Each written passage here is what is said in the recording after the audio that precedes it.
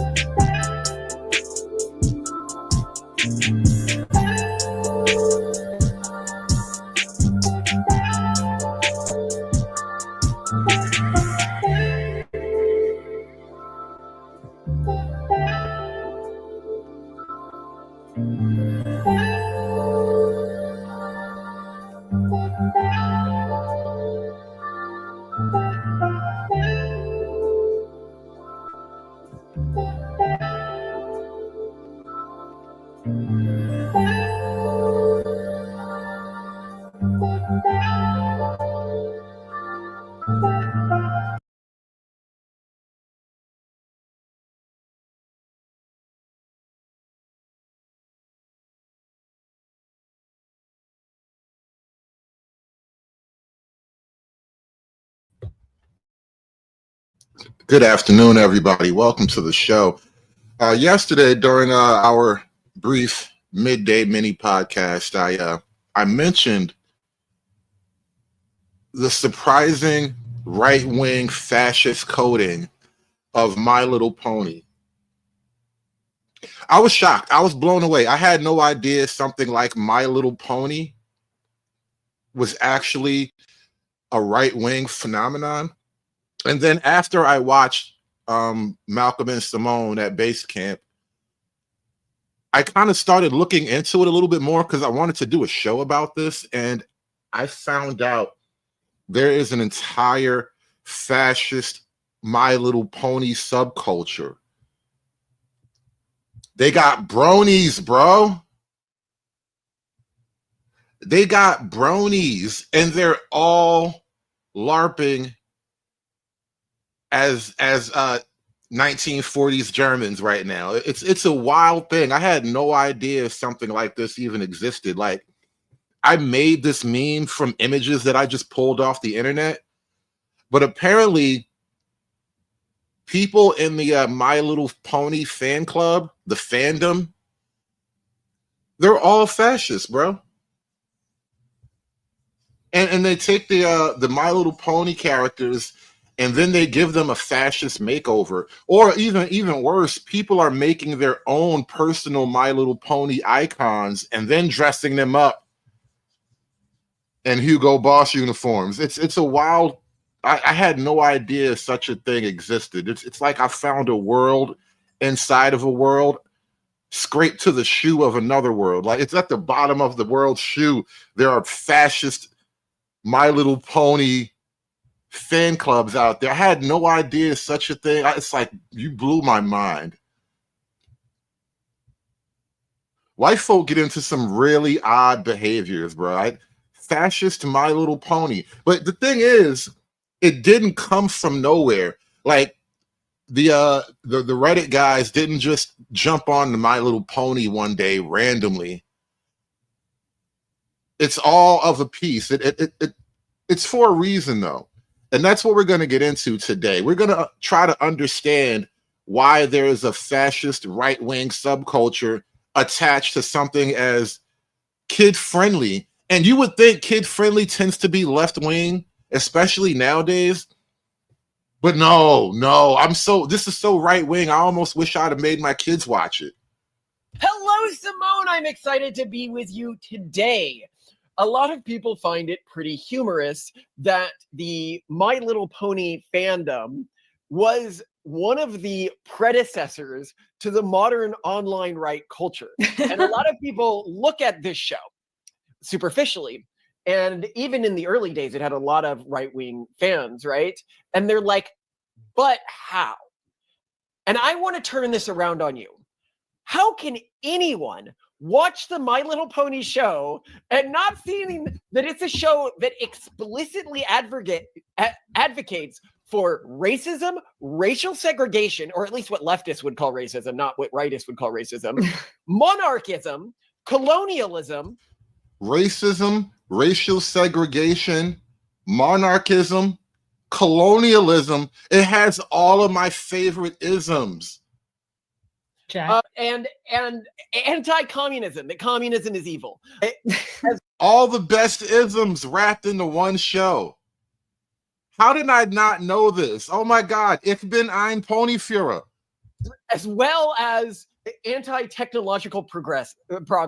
So we're going to go into all of these. The My Little Pony show and its political theming is far to the right of a thinker like Muncius Mulbach. I might even argue that My Little Pony is far to the right of Nick Fuentes. Bro, they are further right than Nick Fuentes technically.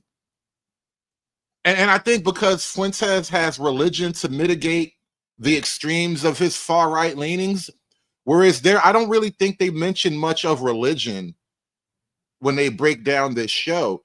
But technically, the ponies are to the far right. They're further right than Nick Fuentes, bro. How does a pony drawn for children wind up further to the right than a Nick Fuentes? And Freeman's Journal, Sir Ism only knows how to talk about one thing. Where would an ism fit in a conversation like this? In my fascist future, ism would be hung off of a wall with chain. He'd be strung up with chains. Have him lashed to a wall, like a busy wall on a public street too. Just have him chained up, spread out. Kids will be throwing eggs and stuff at him. Wow. And so we're gonna go like it's so far right, it makes me uncomfortable. But it built an entire generation of right-wing extremists by incepting them through a kids show. Like, no, Simone, like you might think I'm exaggerating. We're gonna go over one episode here where the villain, and this is like a core big bad villain of the show, and this is a 2-part arc, so it's like a big show. Okay. Freeman's Journal says, watching white people do all the race-conscious lunacy that black people have been doing for decades is interesting, to say the least. Well, it's because of My Little Frickin' Pony, bro. It's the cute little Nazi ponies. That's why all these white folk are now discovering their master race genetics. The goddamn ponies did it, bro. Everybody has like their inborn proficiencies, which are represented by their cutie marks, the things they are naturally good at. Yeah, this is the little like logo that ends up on. Yeah, that says I am uniquely good at X sort of a task. Yeah, and it's kind of like, I don't know, with Hogwarts, like you don't find out what house you're in or what your special skill is until you're older. So. Right, but it is clearly like genetic in this world. For example, it's mentioned that in one part they're talking about like what Applejack's little sister is going to have, and they go, well, it's probably going to be something to do with apples, because in our family it's always something to do with apples. And she removes them all and replaces them with an equal sign. Literally, like, you know, the one the progressives use in like pro-gay protests and stuff like that. And then they all march around the town in what is clearly supposed to be communist-style marches. You can't have a nightmare if you never dream. You can't have a nightmare if you never dream. They had to quash a communist rebellion and the fascist Ponytopia. They tried to start a communist uprising in the fascist Ponytopia, and of course the fascist ponies weren't really having that. I'm sorry, I'm just having a hard time understanding. Different talents lead to different opinions, which lead to bitterness and misery.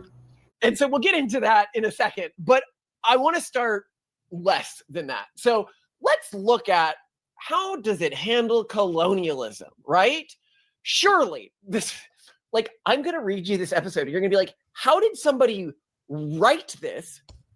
Real quick. Do you guys think the ponies are pro-colonizer or anti-colonizer? Which way do you think they're going to go with My Fascist Little Pony? Are they pro or anti-colonizer? And then how is this conceivably approved? Okay. So the conflict arises between settler ponies of Appalachia. You know, that's a great question. Why is the far right attracted to animation? I think it might be even a very practical production reason. Hollywood, for all intents and purposes, Hollywood is firmly left-wing territory. And so I think for far-right content to really be produced and to be produced well, you would have to kind of go around the typical Hollywood channels. And I think for whatever reason, the animation world kind of allows you to get certain ideas off. Like there is an entire Japanese animation subculture where Hitler is just the bee's knees.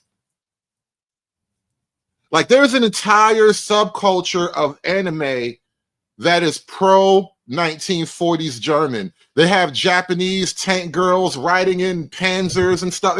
There's a whole world on the right wing that is anime connected. It's like animation itself has become right wing coded. And it just has to be that way, I guess, you know? But shout out to all the right-wing animation out there. I had no idea they gave us fascist ponies and I wasn't even looking. Somebody had to do it. I am the chosen one. Somebody had to do it. A far-right Wojak cartoon that got banned on YouTube? Wow. I didn't know they made a Wojak cartoon. Wojaks are prime for animation, by the way.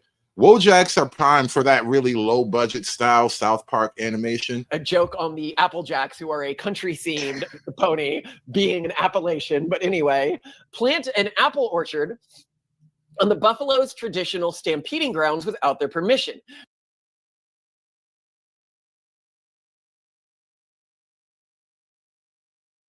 Now, the buffalo are a different species that dress up like Native Americans. Oh my gosh. Okay.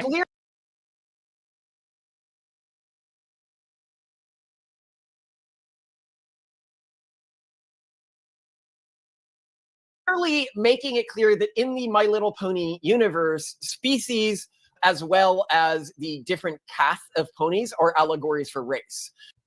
Right. So making a clear push to talk about race. I know I was muted. I'm saying it over now. Making a clear push to talk about race and ethnicity under the guise of a children's program, a little girl's children program, right? Because this isn't like G.I. Joe or nothing. This isn't He-Man. This is selling fascism to little white girls. Blocking a path central to their heritage.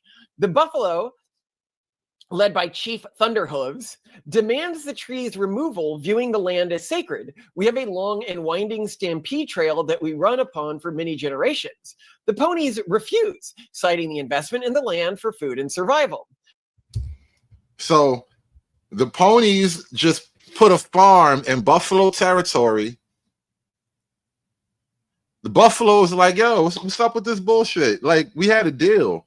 And the ponies are like, listen, man, you don't understand. I worked hard planting them apple trees in your territory, so you're just gonna have to suck it up. You got apples there now, nigga.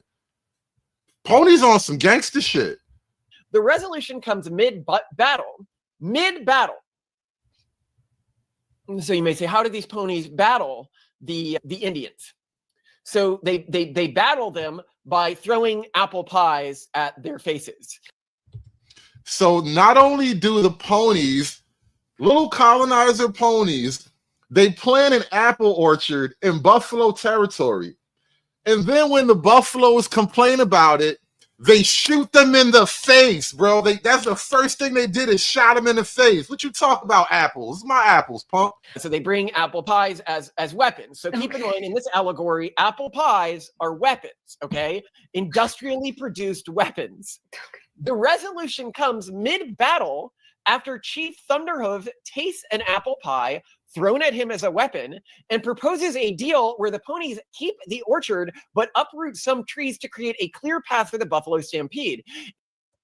So not only did they colonize the territory, when the buffaloes complained, they shot the buffaloes in the face. And then after getting shot in the face for a while, the buffaloes are like, let's make a deal. And the ponies get even more buffalo territory. Even more territory, bro. Straight gangster This makes ponies. Jim Crow look like Jim Eagle. In exchange, the buffalo receive a share of the apple pies. So they trade the allegory for guns, industrially produced guns, to the colonized people without making any like major concessions in terms of their industrialization plans. None of that punk ass land acknowledgement bullshit. They didn't do none of that land acknowledgement stuff. Just like, listen, man, take your pies and go. If I shoot you in the face again. It's basically saying, oh, you people who are being colonized, you'll change your mind about this when you understand all of the great things you'll get from industrialization, like guns. There isn't really another way, and this isn't done as like a shaky compromise or something like this. Effing Pinkie Pie does a whole song about how great this is. So for viewers who don't know the show, the pony, the country-themed pony that you're about to see talk, is the world's avatar of honesty. Like, she is a magically chosen pony once for generation for being like the most honest a pony could possibly be. They got their own Sydney. They got their own countrified, all-American white girl, Sydney Sweeney pony. I'm just the most blondest, honestest, countrified gal pony that's ever lived. They got their own country Sydney Sweeney pony. It's amazing stuff. This shit was so far ahead of its time. Themed pony that you're about to see talk is the world's avatar of honesty. Like, she is a magically chosen pony once for generation for being like the most honest a pony could possibly be. And she defends colonization. They busted their rumps here, and now they're supposed to bust their rumps again just because some buffalo won't stampede someplace else? Oh shit. Oh shit. They teaching white girls to be angry. Oh no. Oh no, the future is going to be so right wing. It's going to start to hurt. Listen, man, you don't understand the power of cartoons on little tiny brains. This is why there's been so much noticing lately. The kids have been primed to notice through the power of My Little Right Wing Pony. And she defends colonization. They busted their rumps here, and now they're supposed to bust their rumps again just because some buffalo won't stampede someplace else? The buffalo had it first. The settler ponies need it to live. Come on, Applejack. You're being unreasonable. Can you, like, just, Simone, you, writer's room. And just look at the imagery, the symbolism of it all. You got the blonde hair, strawberry Sydney Sweeney pony cursing out the fugly rainbow pony. Need to go comb your hair, you little fugly rainbow bitch. You up here, this is amazing imagery. Applejack, you're being unreasonable. Can you, like, just, Simone, you, writer's room.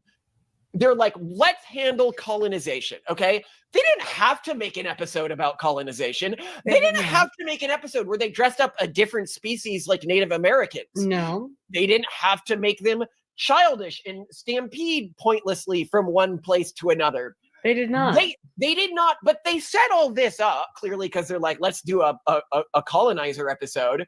And the point of the episode could have been, we're not so different or something. No, they literally made the key conflict of the episode the settlers taking their ancestral land, and they literally made the resolution to that being everybody wants the fruits of civilization. No, the message is colonization is unstoppable because you're just brown buffaloes and we can make these weapons in a factory. How do you compete with factory-made automatic weapons? Just compromise on your tradition. I mean, aren't the writers of this progressive though? What's I going do on? not know what. No, you will progressively see as you go down this. I don't think they are. I think they may be like.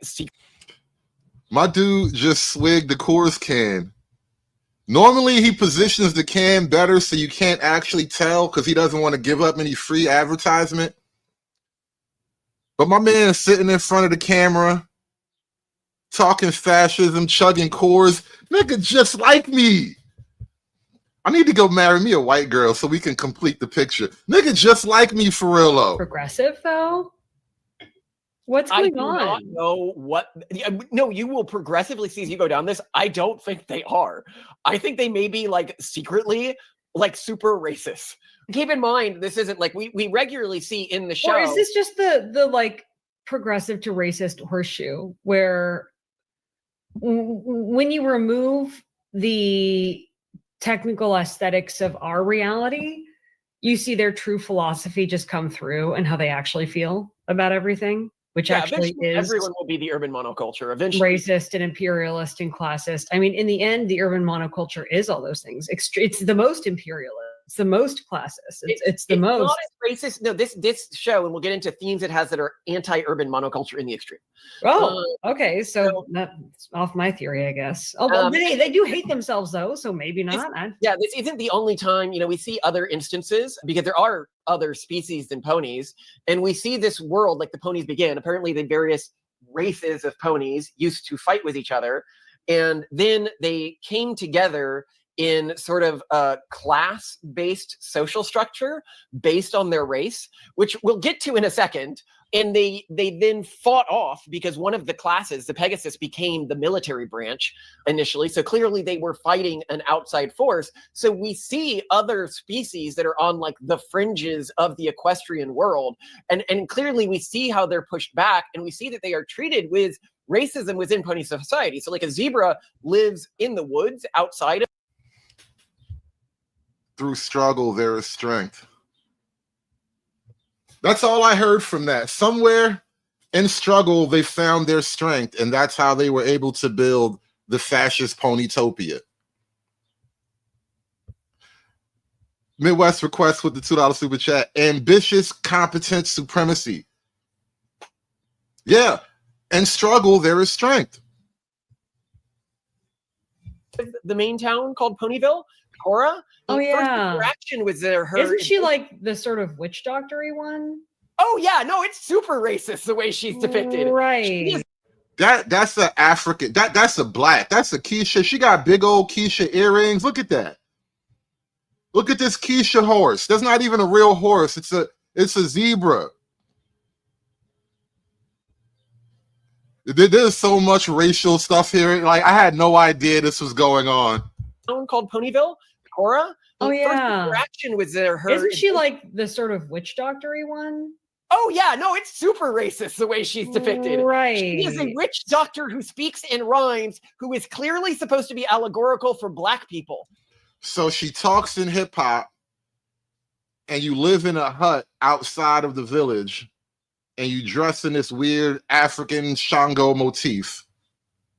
Definitely not racism. Like Africans specifically. So anyway, she and tribalistic Africans, because she's very tribalistic. Yeah. Even after they learn, oh, she's not that bad, they don't like welcome her into the town until like the 22nd season of this show. She still lives in a shack in the woods. Listen, maybe she liked her shack, all right?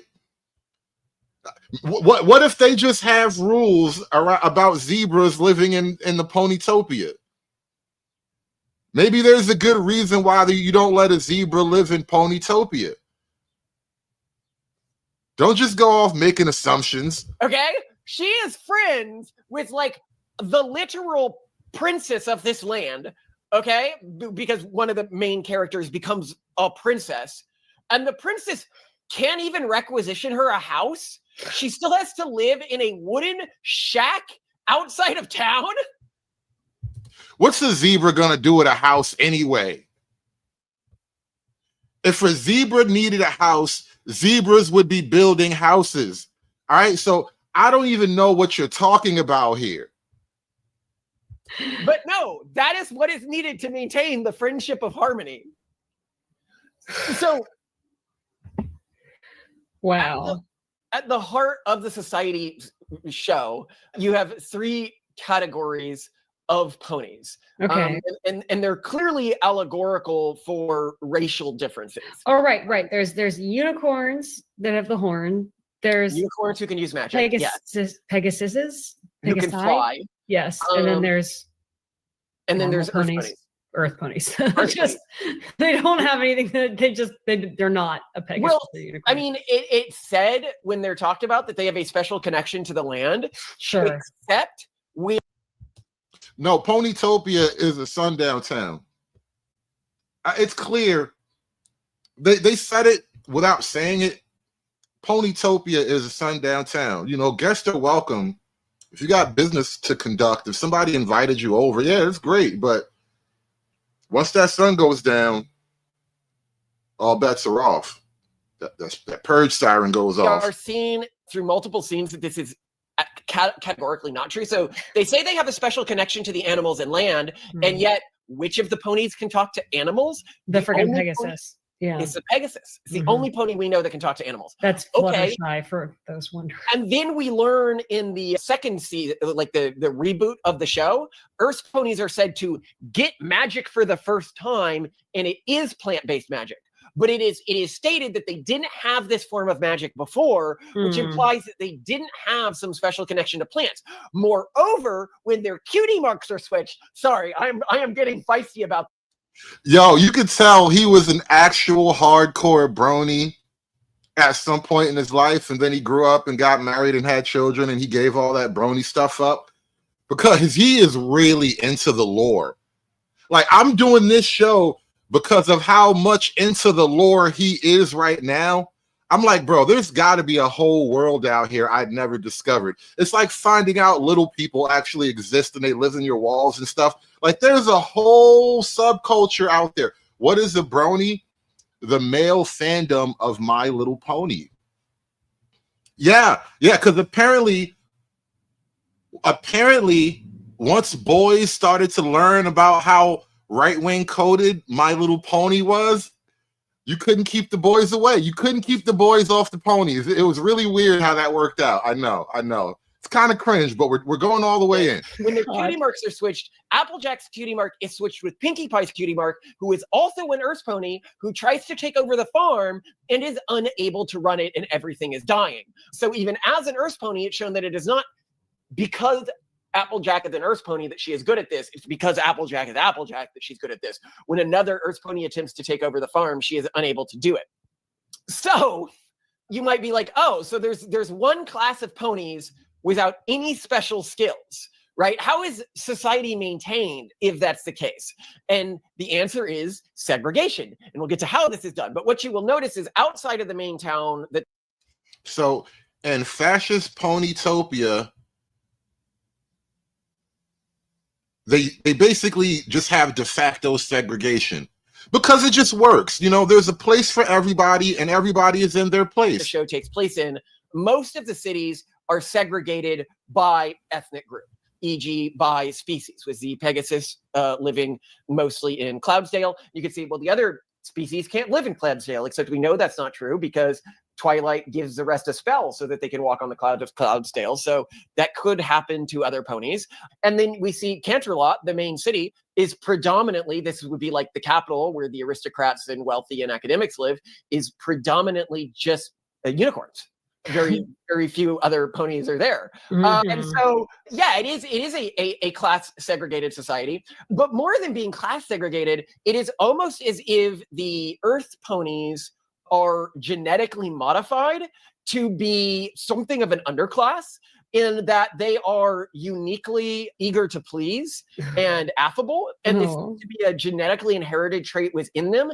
In the song about the character's flaws, we see Applejack, the Earth pony, literally serve as a footstool for Rarity, the unicorn. I can be a drama queen, a bit stuck up, it's true. And I can be too eager to please. We see the two primary There's definitely a hierarchy in their class, right? You see this. They have no shame Earth about ponies this. characteristics being that they really want to, like, a Pinkie Pie really wants to make people laugh and make people happy, and Rarity, sorry, not Rarity, Applejack. overwhelmingly wants to please people and is seen as very, very eager to please. We do see Earth ponies without this trait, like Filthy Rich, but they are definitely the minority in Earth pony society. Whereas within Unicorn society, the majority seem to be arrogant and intellectual. And within Pegasus society, they appear to be very athletic, militaristic, and competitive. Yeah. Well, it- though Fluttershy is not. No, of course there are, you know, outliers within this system, but basically what this show argues more broadly is you should take jobs and live in places that are aligned or coherent with your ethnic abilities and talents. Yeah. If you are born a Pegasus, you know, you should live among other Pegasus. But, you know, if your talents are needed in another town, like an Earth pony town, like to maintain the weather within that town, because you would need a Pegasus to maintain the weather within every Earth pony town, you can go to that town and help them with the tasks that you are uniquely suited for. You know, if you are a Asian, you know, you should go be a doctor in a majority white settlement, because they're just not going to be able to handle that task on their own. If you're a Jew, you should go be a banker in a majority white settlement, because they're just not going to be able to handle that on their own. And you know, if you're a zebra, you shouldn't even live inside the town, because you're just not going to be able to handle that on your own. Oh god. Oh man, My Little Ponies, bro. This is a TV show for girls. A children's show for girls, bro. Oh my god, the future is unstoppable. You don't even know what's coming. an Earth pony, if you look at like the way things are produced in this world, the Earth ponies manage this sort of underclass of ponies that's very obsequious, essentially manages the production of everything other than luxury goods. The Pegasus take on the job of military and controlling the weather, which, you know, obviously they can use this to get the Earth ponies to do whatever they want, because the Earth ponies can't grow anything without them. And the unicorns seem to, almost as a favor to the Earth ponies, segregate themselves. And this is what's really interesting, is the show portrays segregation as beneficial to the underclasses. Specifically, Equestria's Geography and Economy reinforce the de facto segregation, implying the racist race-based divisions lead to smoother operation than forced multiculturalism. Now, I want you to listen to this part right here. I wouldn't have done this show if I didn't think there was something interesting enough to actually ponder. Because listen to what they talk about as they describe the segregation of Ponytopia. If professions were integrated, then resentment would brew. Why hire an Earth pony baker when a unicorn could levitate ingredients faster? The show's economy works because the races, quote unquote, know their place, echoing arguments that racial hegemony in vocations reduces friction and boosts productivity. That I find to be kind of cool, because it could shy away from this, right? Like, it could not touch the fact that unicorns can do basically anything Earth ponies can do, but better than Earth ponies, right? But no, the show goes into this extremely hardcore. There's an episode called Speedy Cider Squeezy 6000, where the Flim Flam brothers, a group of 2 unicorns, create a machine that uses magic to automatically both pick and press cider. Let's bing bang zam. The cider press boiling guts of the very machine. Meaning that they could create a near infinite amount and increase cider production significantly. It's the spinning Jenny of Equestria. It is. But it's framed as this very negative thing, right? The Applejack family, they're like, well, we'll take 75% of the profits, as they should, because they're basically removing all of the yearly work of the Apple family. I mean, the Apple family keeps 25%, but they'll be able to produce more and faster and expand their land, right? But the Apple family's having none of this. They're like, nope, progress is bad. Industrial progress is bad. Why would this world be so anti-industrial progress? Well, it's because if unicorns could just come out and do this. And a note here, you might be thinking, is the machine defective in some way? Does it poison the cider in some way? Does it? No. The machine is shown to completely do everything they promise it can do. It doesn't break and start making mistakes until to keep up, because they do a competition where they're like, well, whoever is better, you doing this on your own or us running the machine, that's who wins the rights to sell to Apple, this town. Okay. Yeah. And Applejack, basically cheating, just works really hard in a way that is obviously unsustainable and against the spirit of the competition. And so the brothers remove the limiter, the thing that's supposed to maintain the quota, the maximum quality of the cider, and it ends up including parts like bad apples. It ends up including and stems. It ends up including and everything like that, which. Again, now they end up being framed as like very bad because of this. You know, what's funny thing about this little breakdown, and this is why certain old, especially older cartoons, I go back and rewatch, like the Batman animated series that came out like '92, I think. I go back and I actually sometimes rewatch some of those old episodes, and what I've noticed about, at least with that particular cartoon, and I know a lot of other cartoons have this, certain other cartoons have this, where you're watching kids entertainment, but like weirdly adult themes are wrapped around children's entertainment. Like there was one episode in Batman that kind of stuck out for me, and it was like a throwaway episode because it was no characters of no returning characters and nothing like that. It was literally a dude who was like an ex-con, and he had gotten out of jail, and his wife was taking his daughter away to like move somewhere away out of Gotham or whatever. And so this ex-con, as it turns out, he had some kind of invisibility suit so he could commit crimes like the Invisible Man, and he was like his daughter's imaginary friend. So mom thinking daughter is just, you know, being a little kid talking about her imaginary friend. It's really her dad trying to like kidnap her back because he doesn't want mom to take his daughter away, right? Like a very adult themed show on a cartoon. Like we were supposed to be watching this as children eating our cereal, our cornflakes, right? And it was, as an adult, I went back and I found that episode and I'm like, holy shit, this was way over my head like 30 years ago. It was way too much for me back then. But I'd actually point out, Applejack broke the spirit of the competition more than they did. The point of the competition was to find out which way in a sustainable fashion was a better way to do this. You know, that's the point of competing one thing against another thing. If you work so hard that you die at the end, like that famous case where the guy competed against the steam engine, you haven't shown that humans are better. You've shown that pushing yourself to your absolute limit. Second, they technically won the competition. The competition was about how much you could produce, not about the quality of what was produced. True. On two fronts, Applejack cheated within this competition. But what is shown from this is that the segregation of this world, you know, unicorns not interfering in the tasks of earth ponies, even though they can do them much better and at a much higher capacity, is a good thing. The unicorns self-segregating to the, you know, if you look at the unicorn characters at the show, we know one is very academic from the Twilight, but if Twilight's engaging with like any, it's almost like saying, even though you think you could do better by quote helping the blacks, maybe you actually help the blacks more by not helping the blacks. It's a very zen, right? You can actually help by not helping.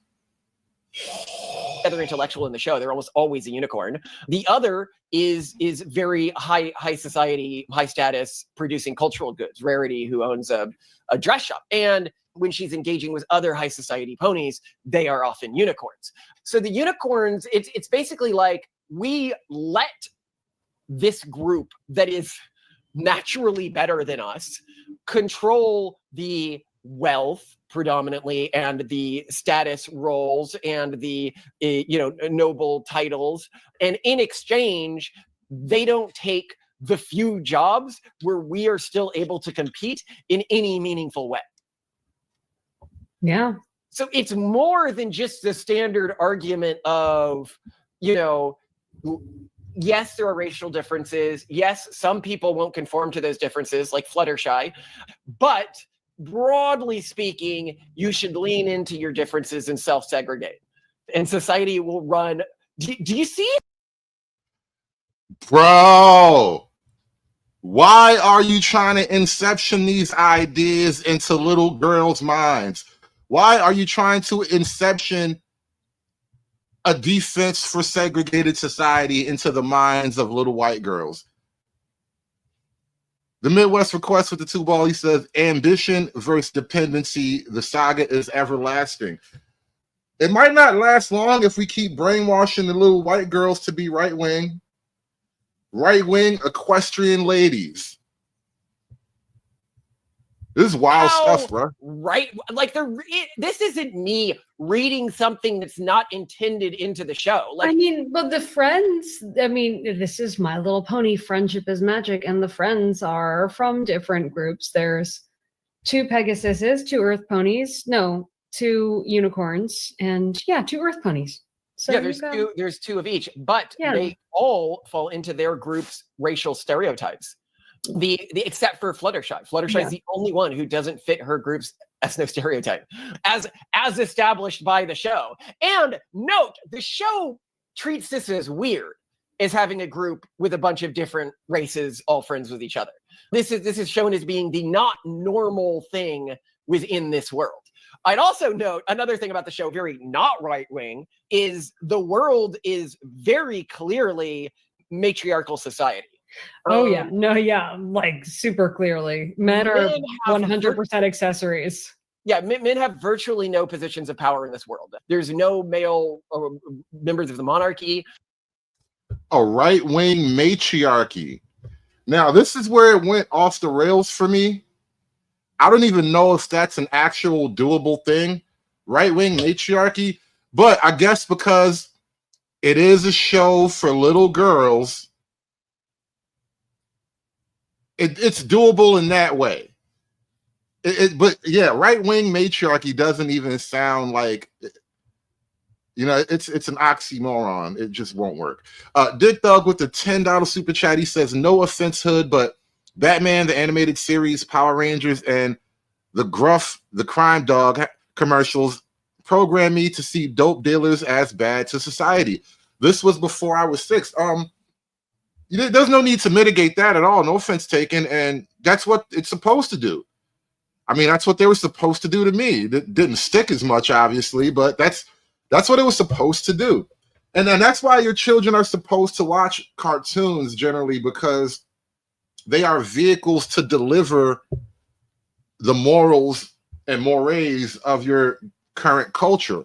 The problem and the why you're not supposed to let your kids watch cartoons is that, given the culture that we have right now, it's teaching your children the morals and mores of the current culture.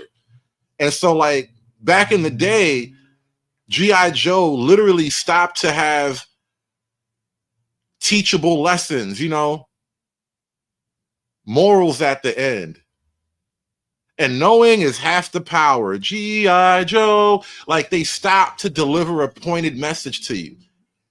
That was in the 80s. Cartoons in 2024, they teach you that, like, you should be a gay devil worshiper.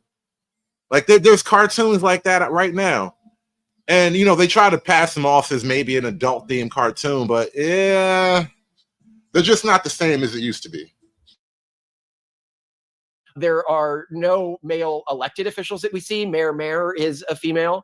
The most powerful male I'm familiar with is either Shining, whatever his name is, Twilight's brother, who ends up marrying into the monarchy, but does not appear to become a king or a prince. He's still a royal guard. Very much a woman's fantasy. I get to be queen and married to a royal guard. He doesn't change status. He still walks around protecting me all tough. And the other one I would think of is Filthy Rich. This is another powerful male who achieved, I guess, wealth through mercantilism. But this is there's a series of fan fictions about this that really made me realize it, called My Little Pony Fallout Equestria. Really like the series. It's very good. It takes place in the Fallout Equestria universe. Very dark. I love mixing the bright bubbliness of this with the dystopian of this in a way that highlights how actually dystopian everything was all along. And in one of the vaults, if you know the Fallout universe, they run different experiments in the various vaults. One of the vaults, the experiment is, what if we put males in positions of power? And one of the characters grew up in this vault and is always making faux pas in the world and just doesn't understand why men should be seen as an underclass. And it really puts this in stark contrast how much everyone else in pony society assumes that males should be seen as a rightful underclass without complaint. And nobody complains about this anywhere in the show. Even you can be like, well, what about like the more conservative, even coded parts of this, like the Appalachian coded Applejack character and her family, that's very much like a clan-based family structure, which is interesting. I never thought about that, but yeah, they do a very good job of showing Appalachian culture. But anyway, no, her family is clearly run by Applejack. No, I didn't catch that segment that Matt Walsh did on Captain Planet, but I can imagine the avenue of criticism he might have taken, because again, when you look back at a lot of the cartoons from back in the day, there was progressive messaging in some of these cartoons. Like Captain Planet was a big one. The depopulation agenda and all that, having all these kids. And like Captain Planet was technically a woke thing, if you think about it. Like all these diverse people come together to make one super twink.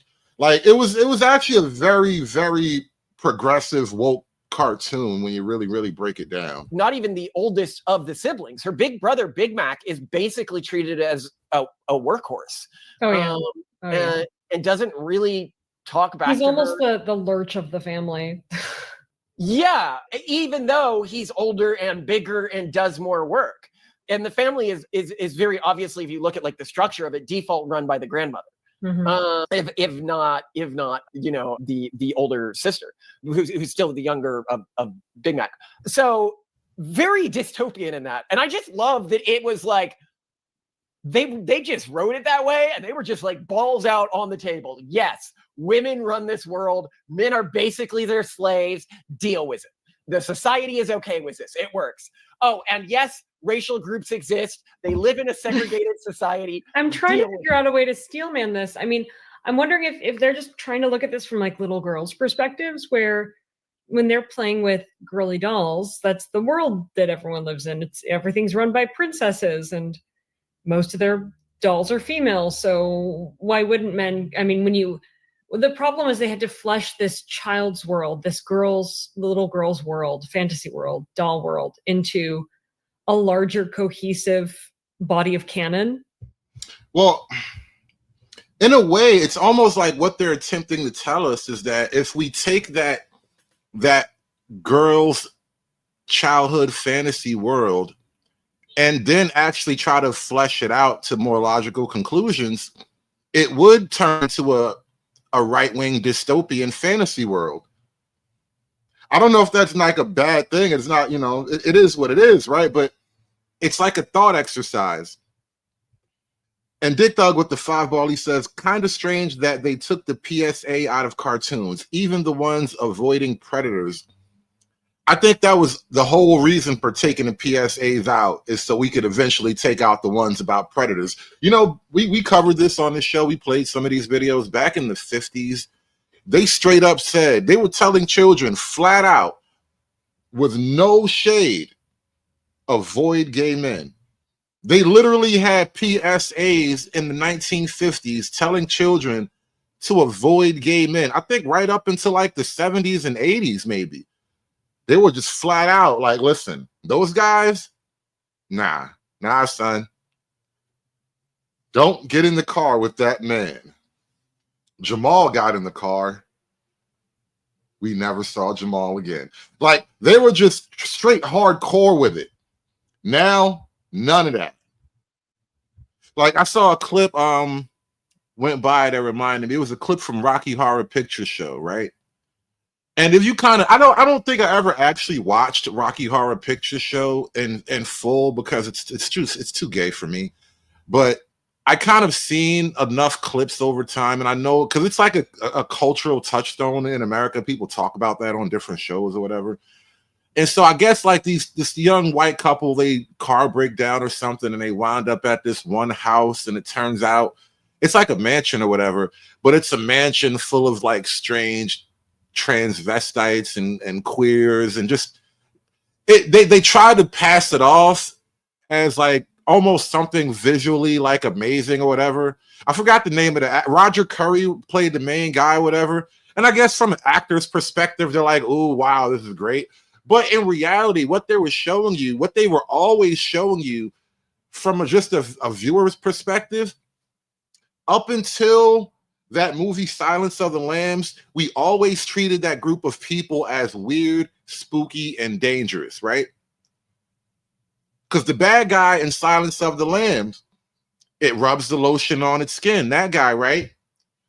Rocky Horror Picture Show nigga. And we were, up until then, we always looked at that crowd of people as weird, spooky, and dangerous. And the next thing you know, they took the PSAs out of cartoons, and now the weird, spooky, dangerous guys are working they work in the school now. A universe with different groups and no, politics. But hold on. The problem is, right, is if that was the case, right, why not have a prince?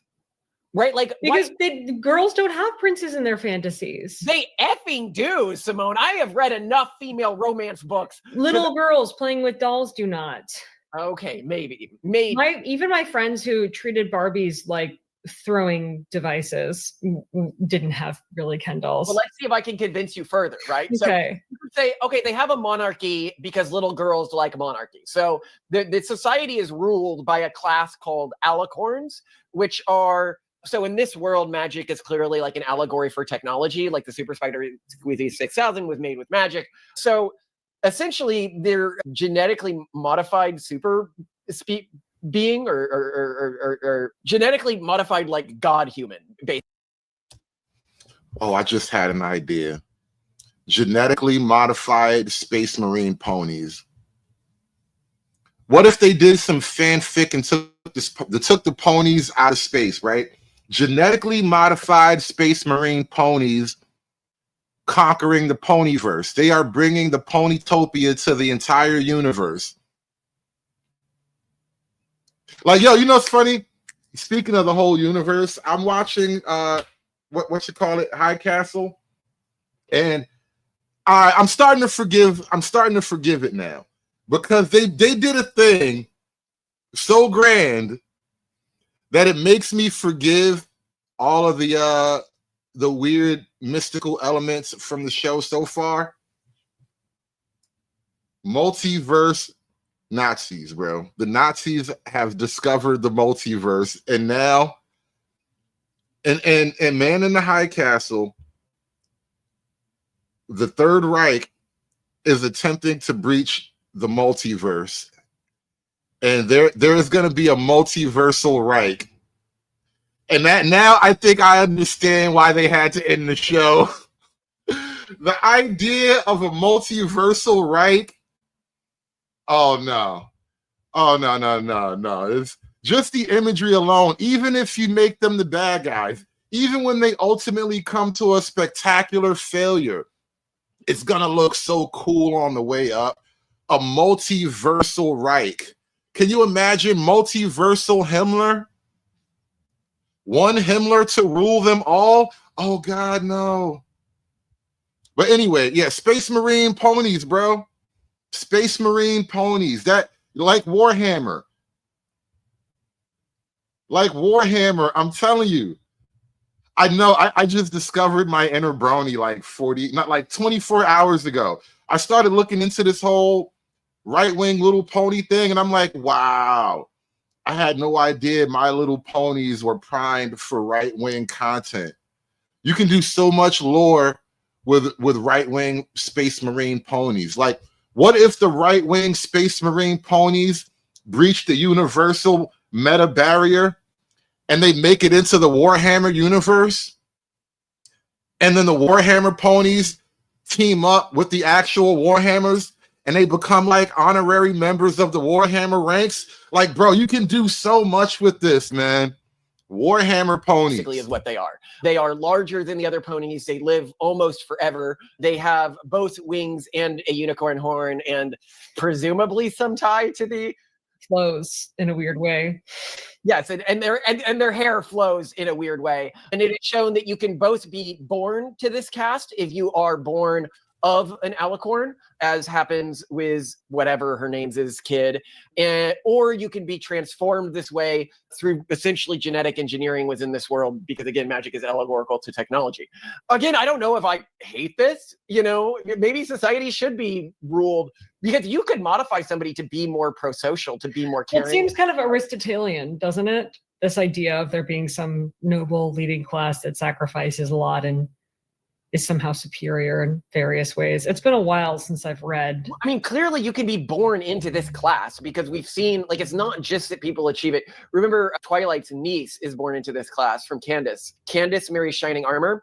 Oh, yeah. And then she has a kid, and the kid is born an alicorn. So we know that it's not like based on merit only or something like that. Yeah. And you could say, well, Twilight gets it through merit, but again, she's a unicorn, and the merit appears to have something to do with magical ability. Although we see in the reboot that I think non-unicorns can have this happen to them as well. So Okay. I think it happened to an Earth Pony in the reboot.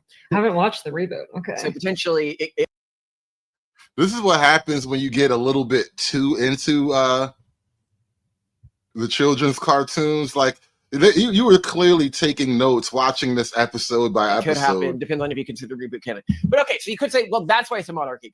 Okay. But the problem is that the show explicitly shows democratic processes on two occasions. One was in the show and one was in the comic books.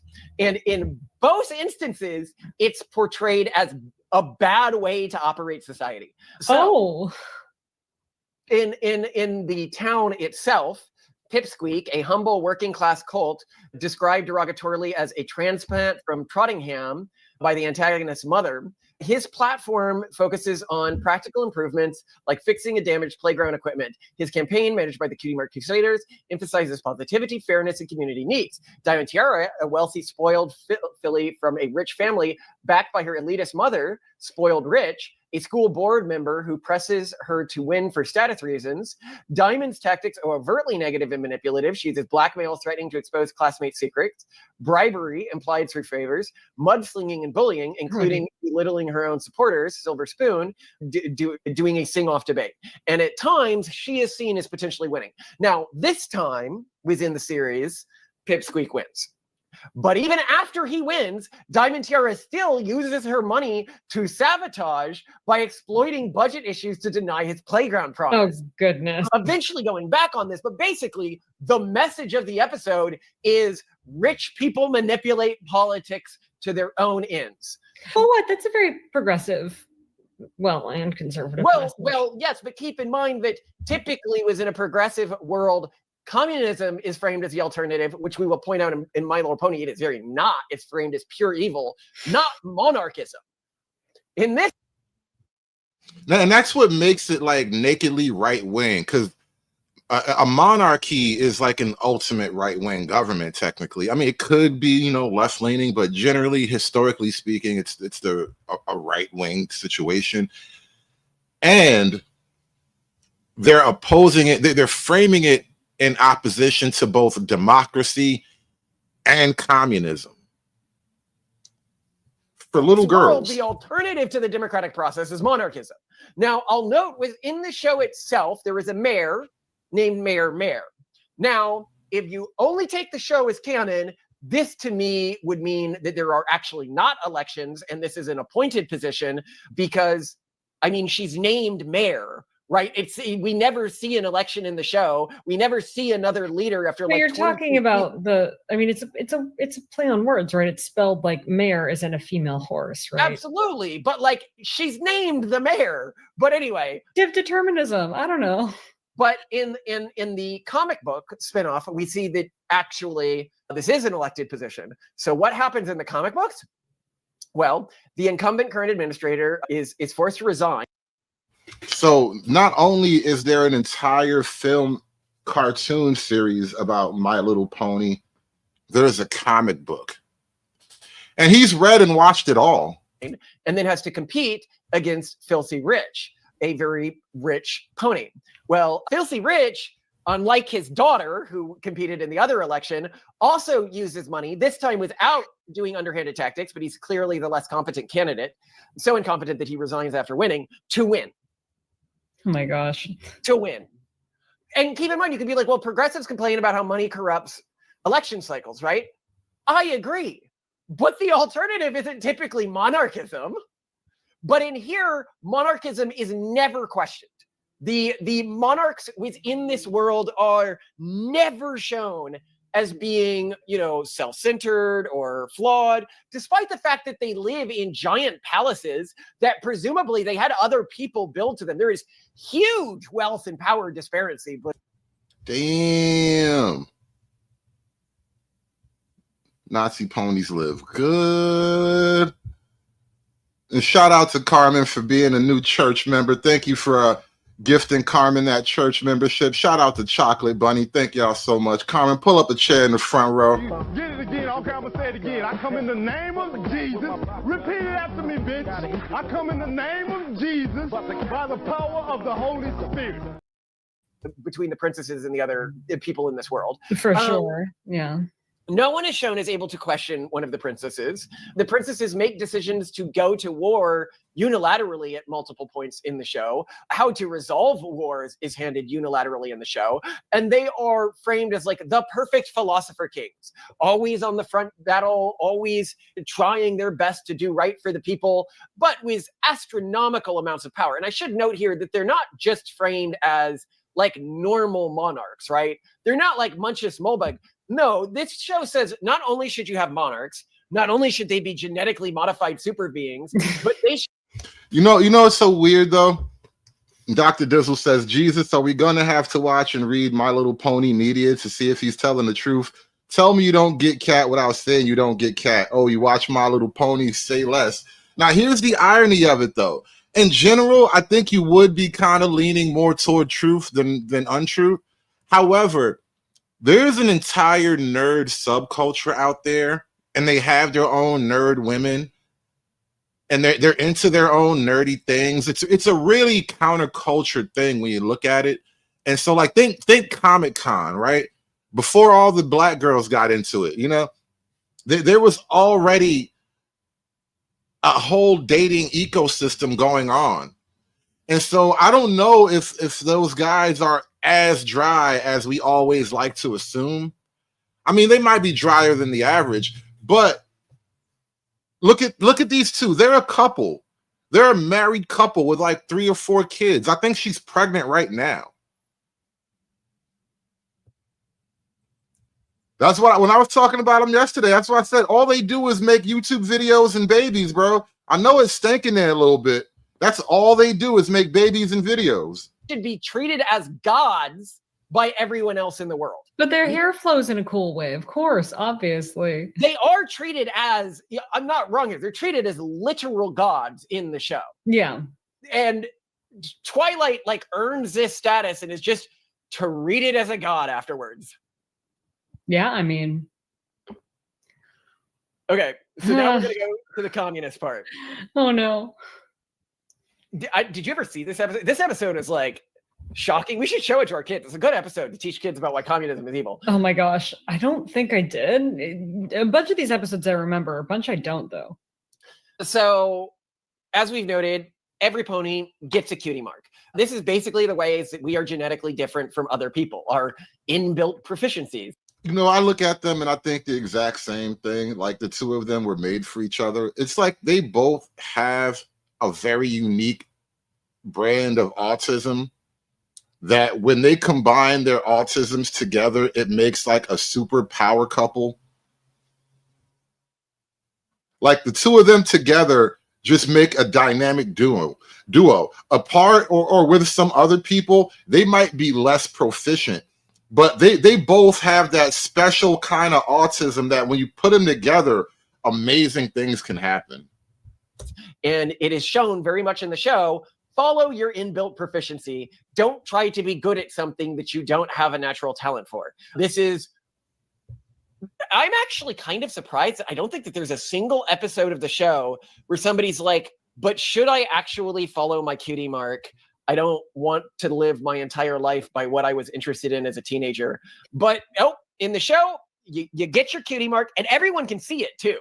It's very much like in Starship Troopers when they show everybody's scores on like the board after the test. Yes. So everybody knows like this is what you're doing for the rest of your life. Except you. You know, speaking of Starship Troopers, technically, I think My Little Pony might be even further to the right than Starship Troopers. Like they make Heinlein look like a little pussy. Like I didn't even know My Little Pony was like this until I kind of stumbled on this this breakdown they did yesterday. And then I kind of looked at the lore and I'm like, oh wow, there's a whole universe attached to these people.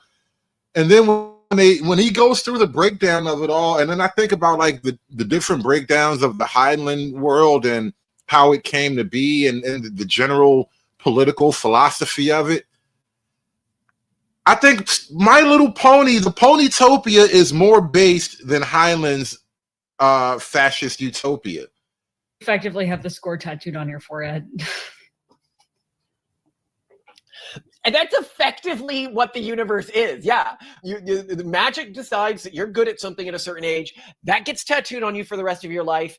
And if you go against it, you're just being an idiot and you're going to fail. This is an episode where their cutie marks are switched up and they try things that aren't their talent and their lives are shown as miserable. So I love that. That's so anti-urban monoculture. That is, we are born different with different genetic proficiencies. Lean into what you're good at. People can be different and still be friends. Yeah, that's true. It really does run against blank slateism. That's pretty radical. Yeah. Look, just because Pegasus have talents and abilities that unicorns don't, or unicorns have talents and abilities that Earth's ponies don't, doesn't mean they can't get along and be friends. Yeah. It's just, you know, they should only live in a non-segregated society when absolutely necessary. You know, just mostly segregate unless you really want to, you know, be different. So anyway, in the cutie map, the main six are summoned by Twilight Sparkle's magical cutie map to a remote village where ponies live under the rule of Starlight Glimmer. The villagers have had their cutie marks, unique symbols representing each pony's innate talents, passions, and often racial traits, magically removed and replaced with identical equal signs. This enforces a philosophy of absolute equality. No one is allowed to excel or differ in skills, appearance, or abilities. The result is a gray, monotonous utopian turned dystopia where baking produces bland muffins instead of delicious treats, denying culinary talent. Construction yields shoddy houses, suppressing building expertise. Everyone smiles forcibly, but is secretly miserable, with dissenters locked into re-education rooms, blasting propaganda like, in sameness there is peace. Exceptionalism is a lie. In sameness, there is peace. Exceptionalism is a lie. Free yourself from your cutie mark. Choose equality as your special talent. This is actually dark for children's television. I know they use a lot of bright colors and pastels and rainbows and whatnot, but this is a communist struggle session. I swear to God, I just watched a scene just like this on Man in the High Castle, where the one character had to go through a brainwashing process to make him a better Nazi agent. This is way dark. In sameness, there is peace. Exceptionalism is a lie. Free yourself from your cutie mark. Choose equality as your special talent. Hey, this is pretty good. By never being your best. This door shut tighter than a... And so now they've taken all of their individual marks, those little identifiers, and they made them all the same and equal. They forced them to be equal, which is a message in and of itself, right? True equality can only come through overwhelming brutal force, right? That's the only way to achieve actual true equality. You have to break everyone's knees. Summer of piglets and shoot. I can't even make countryisms no more. Good morning. I trust you had a pleasant night. Purple hair HR lady just graduated. The purple haired HR lady that just graduated from college. Like, why are they so woke? They're like so based right now, and this is crazy children's television. It's wild. My kids were never into the pony stuff, so this whole world just passed me by. I trust you had a pleasant night. This way, please. There are some friends who would like to see you. We have a welcome ceremony for new friends. The whole village joins together to build you your own cottage. Not interested.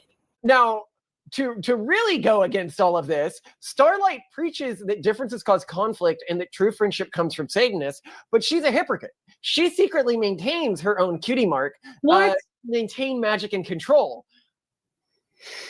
Very Napoleon. This is very much, equality. Some people are more equal than others. It's the progressive treating. Napoleon the pig from Animal Farm, not Napoleon Bonaparte. Because we do not separate ourselves by more than name. In our town, we dare not compete. Right. Yeah. This is not something that would naturally emerge from scenarios of a girl playing with a bunch of girly toys. Yeah, very much like Animal Farm, actually. They just took that piece from Animal Farm and put it into the show. This is some kind of political message. An allegory for communism, and not just communism, but the urban monoculture more specifically, denying that humans are born different from each other and with unique traits. I can't deny that. My gosh.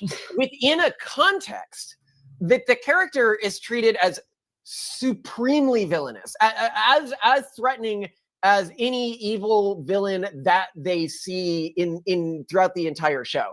And I have to say, I always really like the different characters' reaction to this, because you see, like, if I look at the racial coding of the various characters, it's pretty clear what it is. The Applejack is racially coded as Appalachian, like sort of American redneck.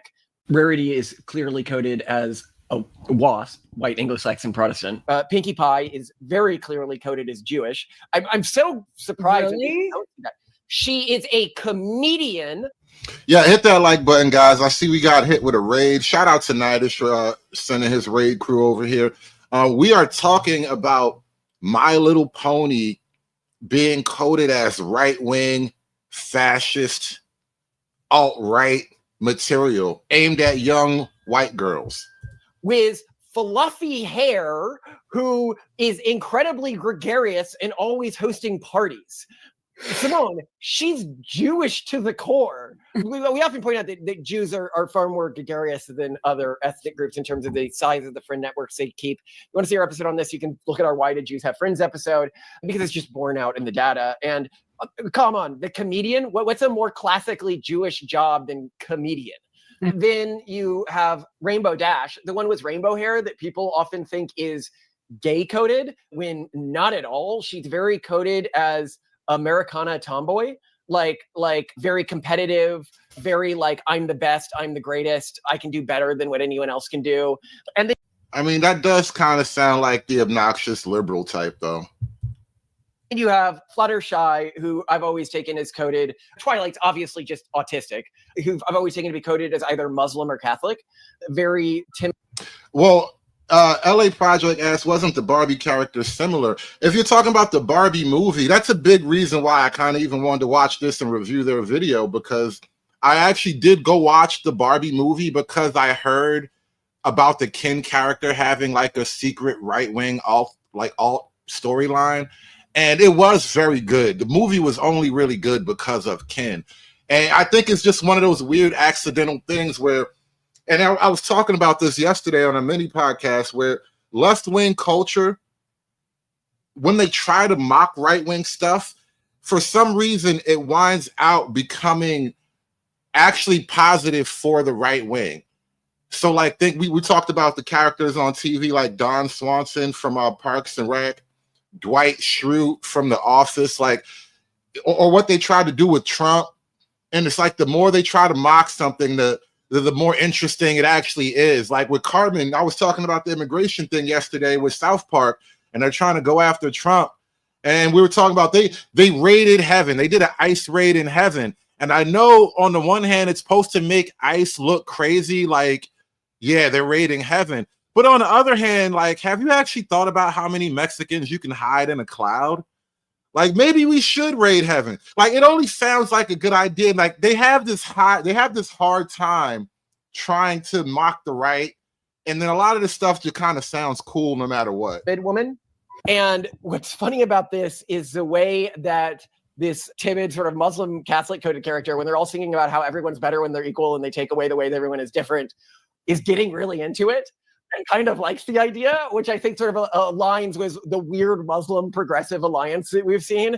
Or you could say the Catholic majority areas are still dominantly progressive voting. If you look at maps of overlap where Catholic concentrations are in the United States and progressive voting patterns, whereas the Jewish coded character is giving her a very angry look. We don't complicate when you learn to simplify life. And the Americana coded character is like, from the beginning, it's so funny that like it's coded like the other ponies or some of the ponies might accidentally go along with this or think that this makes sense. And the Americana code is like, this is a joke, right? Like immediately after they do their big song, just not having it at all.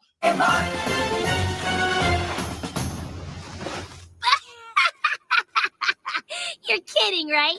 Give up our cutie marks? No way!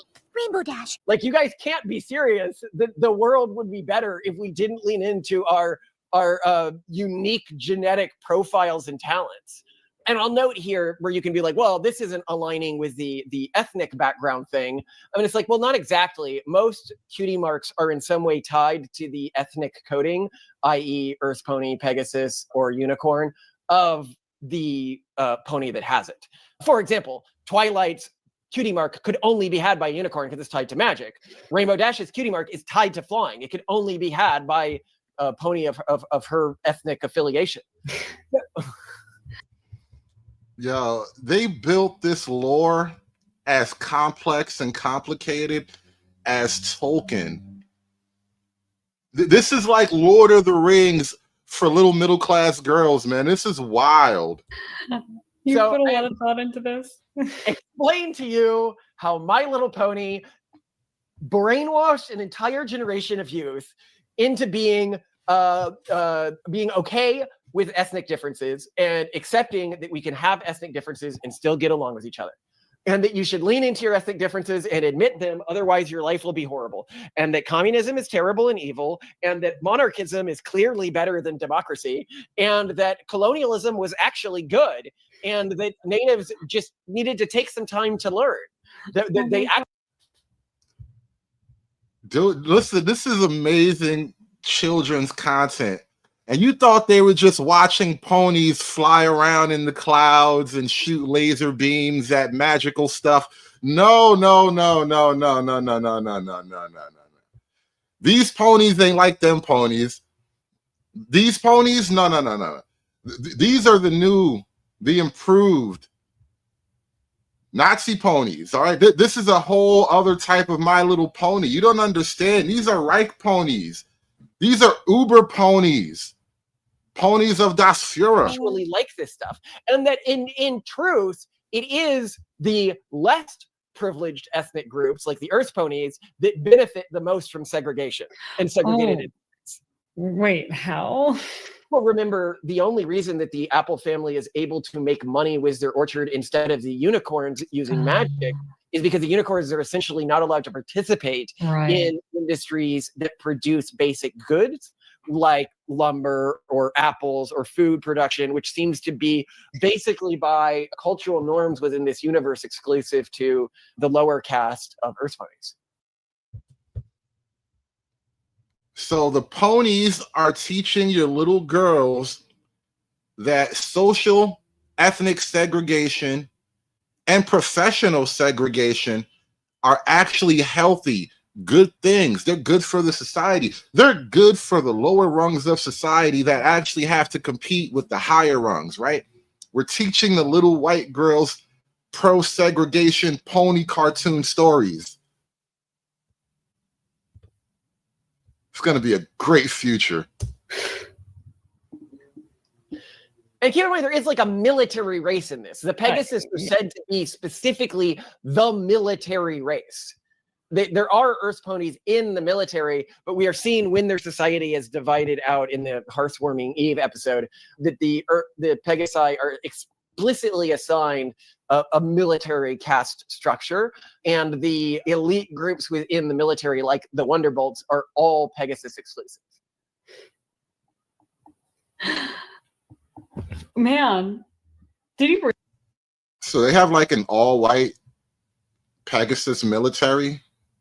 Is that what I just heard? They have an all-white military. Realize this when you were first watching it, or did you just find yourself thinking about it one day? I don't know when this. I mean, it's something I remember thinking like, this show is great at teaching about ethnic and racial differences, and getting kids just accepted.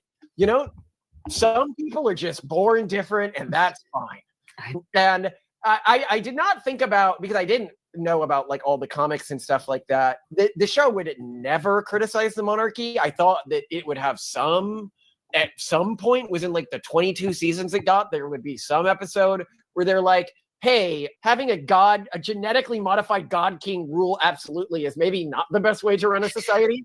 Nope.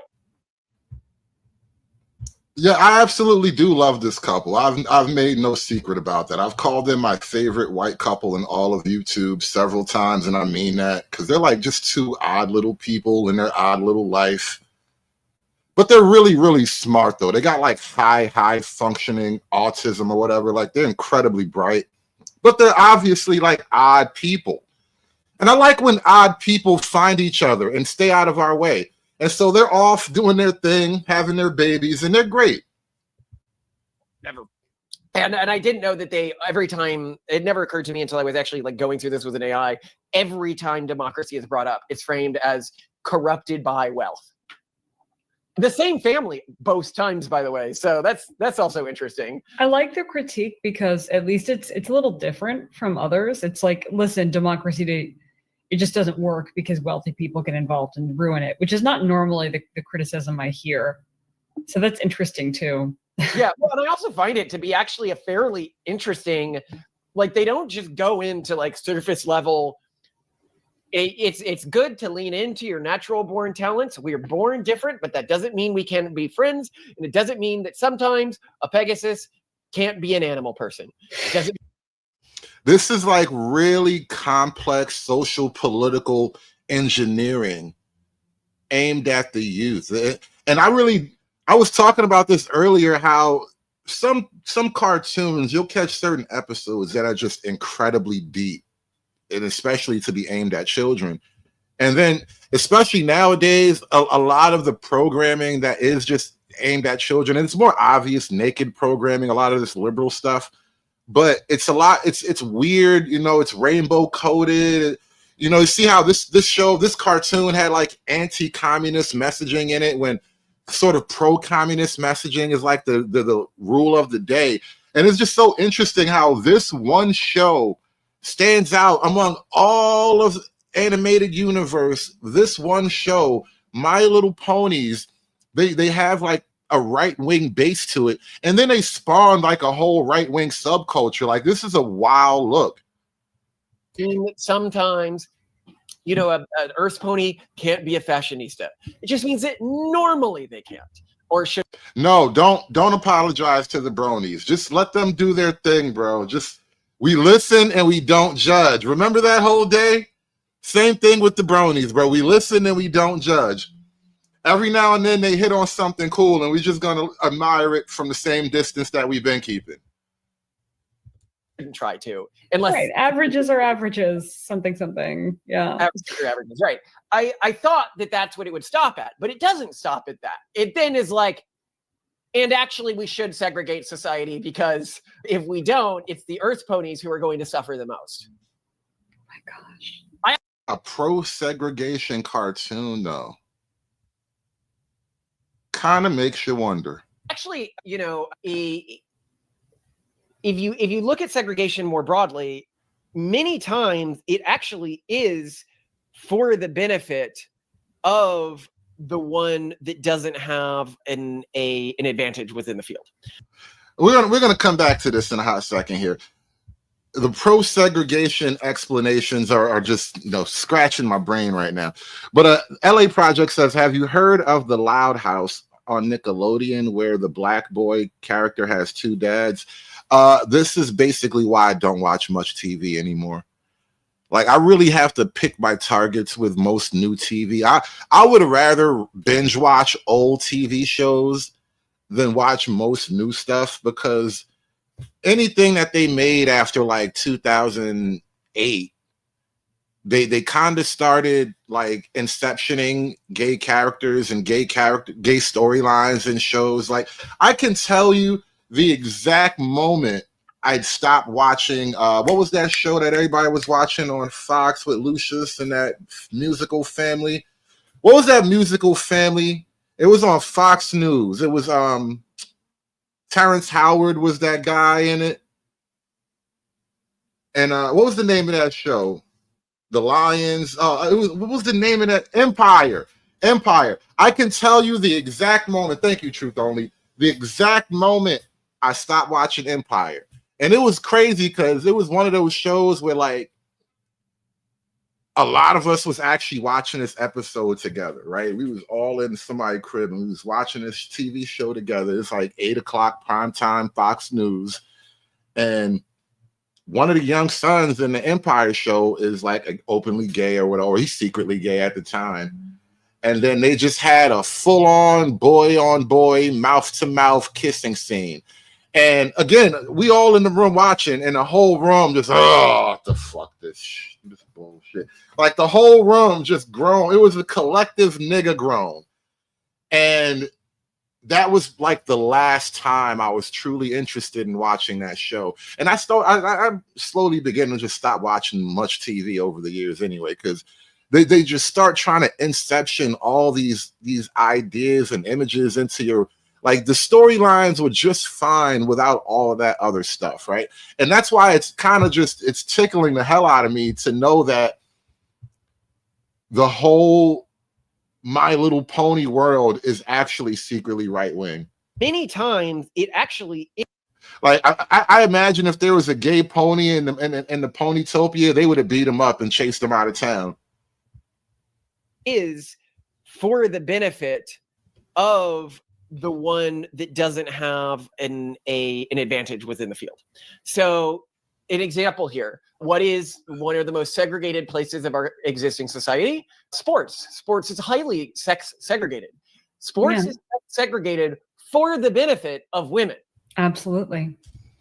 So the argument is that segregation benefits the lesser advantaged group. Yeah. If we were going to make sports like more fair, right? Like, if you were going to say, let's racially segregate the Olympics, right? Who would benefit most from like racially segregating sprinting? Okay. white people would benefit. It is the person who is in the back foot who often benefits from segregation. Segregation, and here what I'm pointing out here is some groups of African genetics appear to just be dramatically faster at. And you might think that he's so autistic, he doesn't understand, and he's moving into some like dangerous racial genetic theory territory, right? You might think that he's just so autistic he doesn't know. I think he's so autistic he doesn't care, and that's even better. A short sprinting than distance running too. So yeah. Well, also distance running, but I think they have a bigger advantage in sprinting. I don't remember where the bigger advantage is, but they have a bigger advantage in one or the other. But if you were to racially segregate that, like everyone could be like, how dare you racially segregate that? Who are you helping? You're helping the whites. And this is often true of racial segregation, which is something that I think is just not talked about in our society. And now people can be like, well, it hasn't been used that way historically. And it's like, well, I mean, it actually has with sex segregation in sports. It has with sex segregation of bathrooms. Sex segregation of bathrooms isn't done for the benefit of men. It's done for the benefit of women. Nobody you could even argue that racial segregation in... Oh boy, it's about to get racial.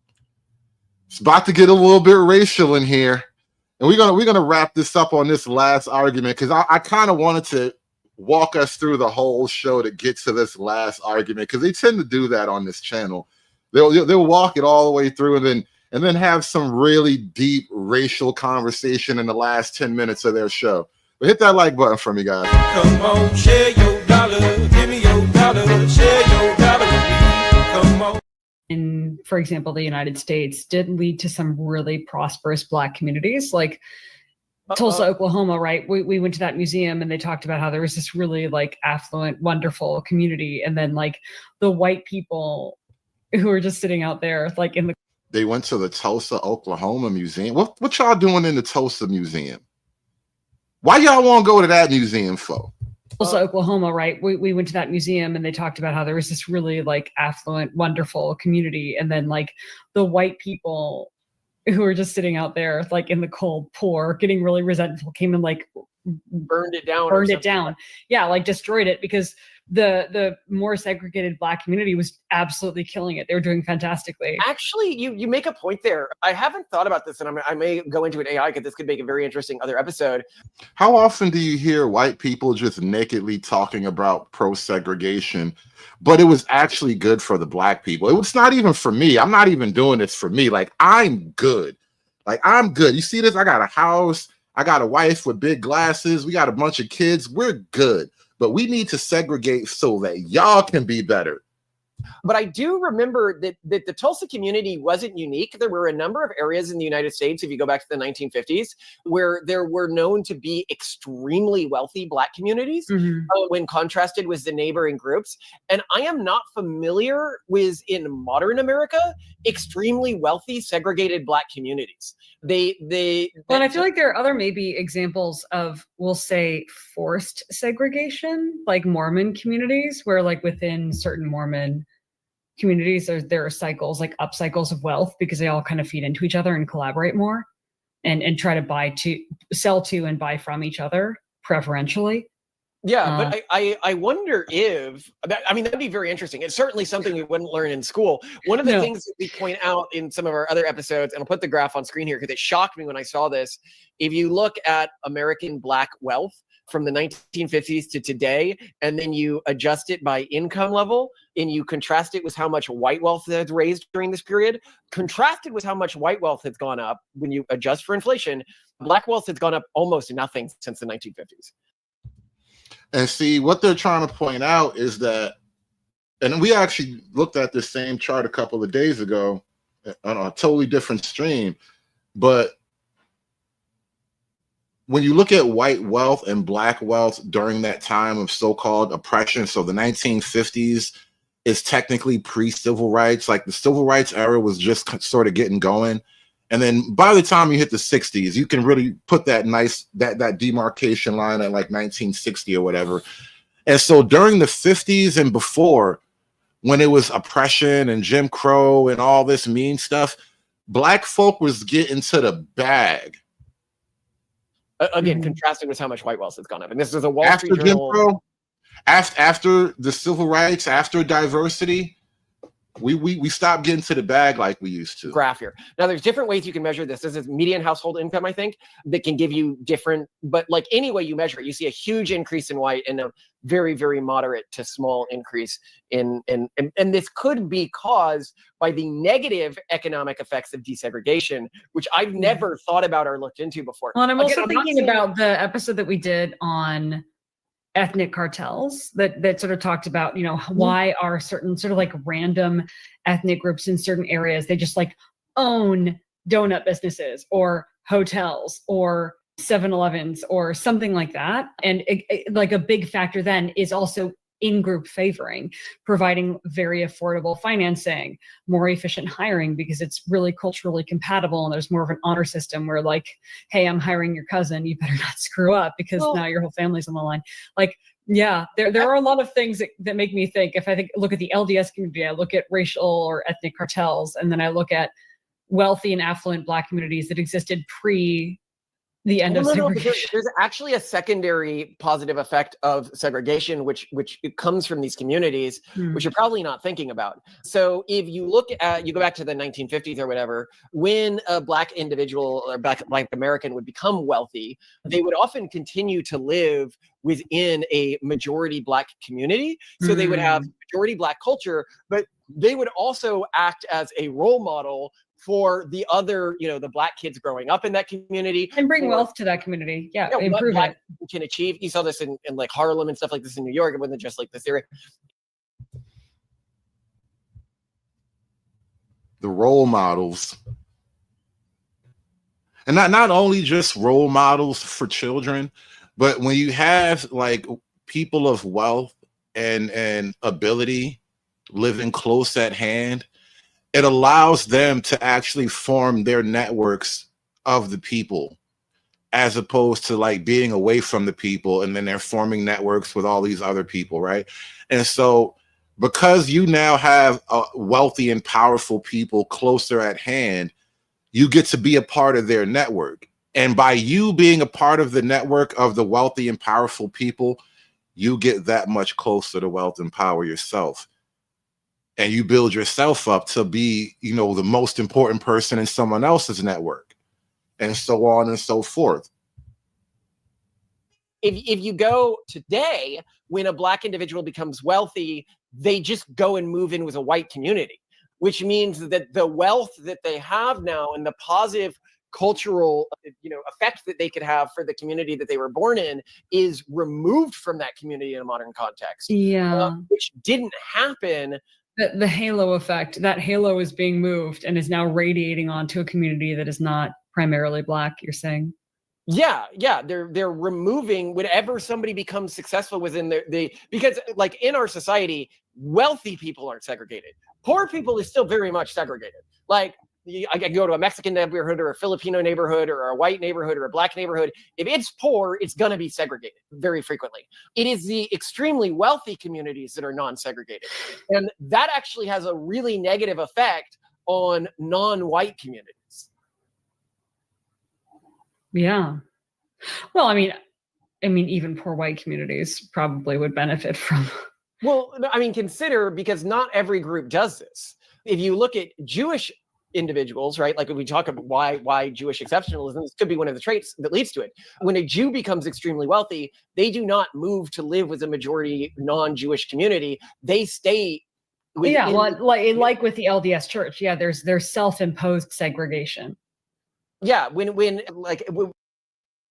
nobody really likes to connect these two dots, but when it comes to that community, much like the My Little Pony, they kind of operate on some far right fascist patterns themselves, right?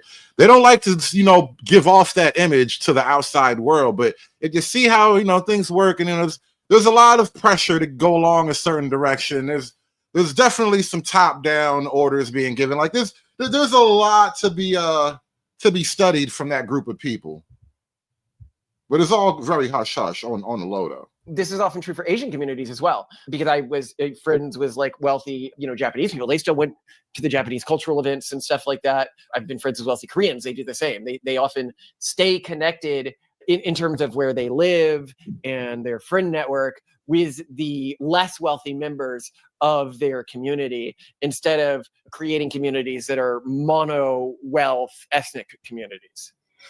Yeah. Oh boy. Oh boy. My Little Pony. This is getting touches on some spicy topics. Yeah, who knew that My Little Pony would explain to your little daughters that race realism is actually good and smart, and it's not at all mean just to acknowledge the ethnic differences in people. And if those ethnic differences would lead people to gather in certain labor fields or certain areas of operation, well, that's not necessarily a bad thing. It's just the way things work out. Who knew that My Little Pony was going to teach your children how to be proper right-wing ladies? Shout out to Ancient Man with the $5 super chat. He says, here's to your title. Yes, My Little Right-Wing Pony. Bro, they just dropped this video yesterday. And because I'm sub to them, I listen to some of their content, not everything, but they actually make a lot of interesting content, and certain arguments are just fascinating. And they put me on game or something. I'm rarely surprised nowadays. And so when people surprise me with a thing, it's like, it sticks in my mind. And so yesterday I found out that My Little Pony was actually secretly a right-wing cultural icon. And it makes you wonder, like, did they intend for it to be that way? Like, why is there so much right-wing iconography connected to the My Little Pony universe?